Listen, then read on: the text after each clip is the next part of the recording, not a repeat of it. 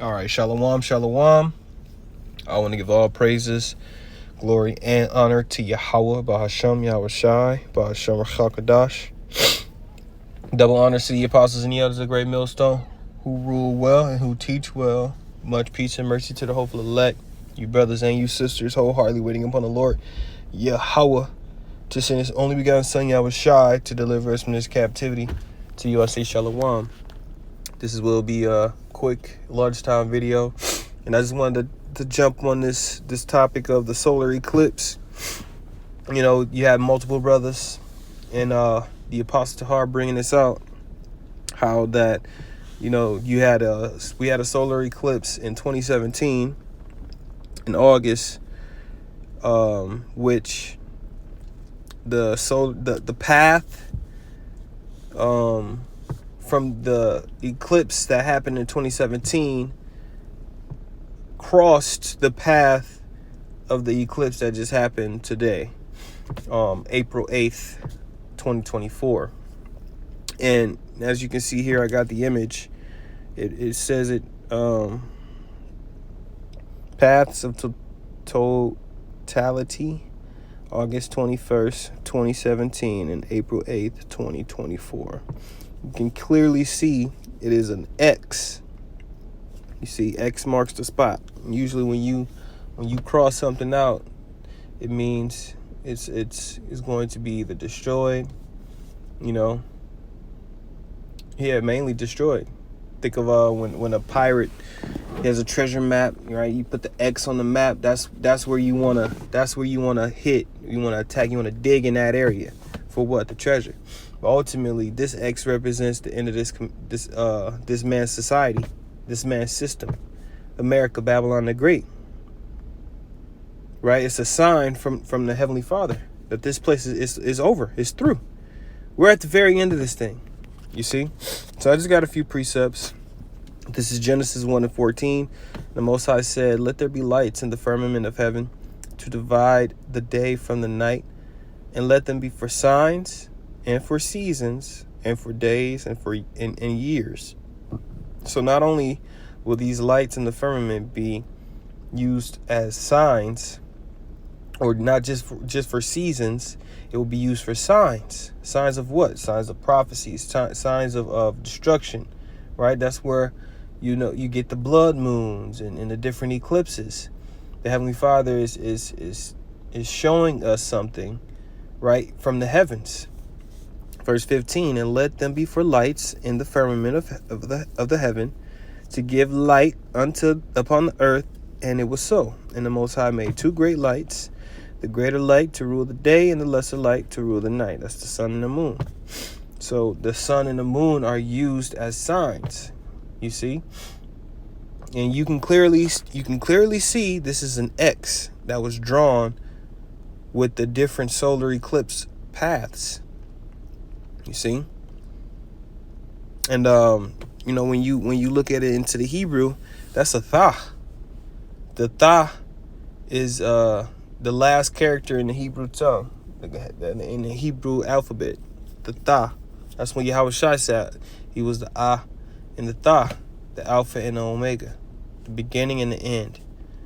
So this is a representation and a sign of Esau's end. Scriptures say that his days are numbered. You know, let me grab it. Job chapter 14 and verse 5. "Seeing his days are determined, the number of his months are with thee. Thou hast appointed his bounds that he cannot pass." So Yahweh Bashim Yahushua has set a time frame. You got up until this point to be wicked, to be proud, to be boastful, to do all the things to deceive the nations, as it reads in the book of Revelation 20, if I'm not mistaken, around the 4th verse. If I'm not mistaken, I might go to it. But he has a time. It was actually, let me just go to it. Revelation 20. And it's verse 7. Revelation 20:7. "And when the 1,000 years were expired, Satan shall be loosed out of his prison." That prison was Europe, right? The bottomless pit.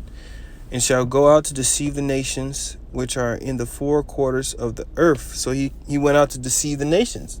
That's when you had iconoclasm. You know, you got this whole thing with the Russian icons coming out. Vladimir Putin opened up the vault. And now the truth is, you think they ain't know that? If it was in the vault, that means somebody put it in there. They've been hiding these images because they had a pact.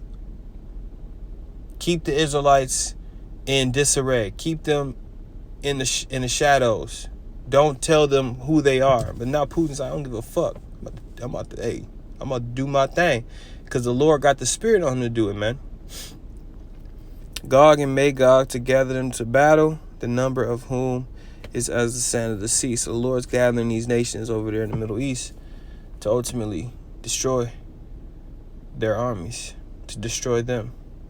So yeah, he was loose for a little season. So his days are determined. You know, he can't go past these days. Revelation 12:12 says, rejoice ye heavens, and ye that dwell in them, woe to the inhabitants of the earth, for the devil is come down unto you, having great wrath, knowing that he had but a short time. Esau Edom know what's up. When he see that solar eclipse coming in, he said, yeah, this is a problem. So now he's trying to, and the thing is, by you publicizing it, it just make it even more relevant. You know, you think, oh, well, if we you know, put it out there as this exciting, you know, event that happens once in 1,000 years. You know how Esau is. This hasn't happened in 20,000 kajillion years. How the fuck you know, right? You just had one in 2017. Anyway, let's grab Sirach 43 and start at verse 6. He made the moon also to serve in her season, for a declaration of times and a sign of the world. So whenever there's a so I looked it up. Whenever the moon is dark and it covers the sun, it's a solar eclipse. And whenever the moon has light and it covers the sun, it's a lunar eclipse. So there's a difference, right? Verse 7, from the moon is the sign of feast, a light that decreaseth in her perfection. The month is called after her name, increasing wonderfully in her changing, being an instrument of armies above, shining in the firmament of heaven. So the moon is used as a sign. It says, verse 6, he made the moon also to serve in her season, for a declaration of times and a sign of the world. So the fact that we got double solar eclipse within, how many years is that? 7 years. Whew, come on now. 7 years? No. 7 years. That's completion. You had one in 2017 and one in 2024. That's 7 years apart. So that's a complete number of years. Tell me the Lord is not hey, come on, man. Let me grab this real fast. Wow. Call Lord Yahweh Shem Yahushua. Amos chapter 3 verse 7. Surely the Lord power will do nothing, but he revealeth his secret unto his servants the prophets. So the prophets is gonna understand these things, man. We gon' through the spirit, we gonna see these different things that transpire on the earth and in the heavens. And we're going to tie it to the scriptures. And that's why the scriptures say measure the time diligently in itself. And then you got the massive earthquakes. You got a double quake over there in New York. You know? So these are all the signs of the end. I'm going to grab these last two. 2 Ezra chapter 9. And then I'm going to start at verse 2. I'm going to start at 1. He answered me then and said, measure thou the time diligently in itself, and when thou seest part of the signs past, which I had told thee before, then shalt thou understand that it is the very same time wherein the highest will begin to visit the world which he made. Therefore, when there shall be seen earthquakes, you had multiple earthquakes, and upwards of the people still in protesting and crying and all of that on the internet. Then shalt thou well understand that the Most High spake of those things from the days that were before thee, even from the beginning. You see? So it says that verse 5, for like as all that is made in the world hath a beginning and an end, and the end is manifest. You see? So you had that first solar eclipse, and you had that second solar eclipse, which happens today or yesterday. Now, if you think of the actual, because now we're in the Sabbath or the new moon, so technically this is a new day.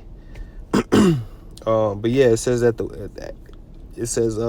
that is made all in the world hath a beginning and an end. So this place had in the beginning. We were enslaved. We built this kingdom up, and now it's at its very end, where it's going to be destroyed and tore down. You see, Luke chapter 21, and I'm gonna get up out of here. Luke 21 and verse 25, and there shall be signs in the sun, and in the moon, and in the stars, and upon the earth distress of nations with perplexity, the sea and the waves roaring, men's hearts failing them for fear, and for looking after those things which are coming on the earth. For the powers of heaven shall be shaken, and then shall they see the Son of Man coming in a cloud with power and great glory. So yeah, we're when we see those chariots, man.